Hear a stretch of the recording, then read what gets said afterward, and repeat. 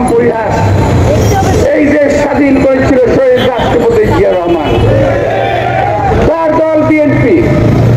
সেই বিএনপির নেত্রী, দেশ নেত্রী বেগম খালেদা জিয়া আজকে গণতন্ত্রের জন্য যুদ্ধ করতে করতে মৃত্যুর মিছিলে সামিল হয়েছে। এখন আল্লাহ জানে কদিন পর তার কি হয়, তাকে বিদেশে যেতে দেওয়া হচ্ছে না। আমরা কতবার বলেছি দেশ নেত্রী বেগম খালেদাকে মুক্তি দিয়ে অথবা চিকিৎসার জন্য বিদেশে পাঠান। ওনার অবস্থা বেশি ভালো না।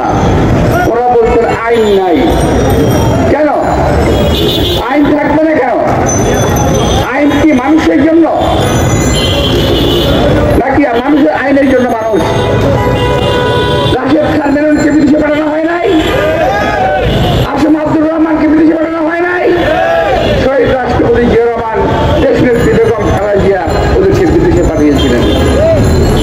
আসম আব্দুর রহমানকে বন্দী অবস্থায় বিদেশে পাঠিয়েছিলেন, রাশেদ খান মেননকে পাঠিয়েছিলেন আজকে দেশ নেত্রী বেগম খালেদা জিয়া। প্রিয় ভাইরা, আজকে তারা বলছে দেশ নেত্রী বেগম খালেদা জিয়াকে বাইরে পাঠানো যাবে না, অর্থাৎ তাকে হত্যা করতে হবে এবং এমনভাবেই করতে হবে যাতে কেউ কিছু বলতে না পারে। 100 টাকা চুরির জন্য চোরের হাত বেঁধে রাখেন, আর 1000 কোটি টাকা চুরি যারা করে তাদেরকে সেলিউট দেন। এই হলো বাংলাদেশ, এই হলো বাংলাদেশ। আজকে বাংলাদেশের কি করুণ অবস্থা, এটা আওয়ামী লীগ ছাড়া বিশ্বের সকলেই জানে এই বাংলাদেশ কি দুরবস্থার মধ্যে আছে।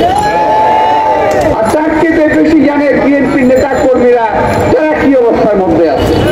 কম বেশি 50 থেকে 100 অভিভাবক, স্ত্রী, সন্তান, সন্ততি আমার কাছে আসছে।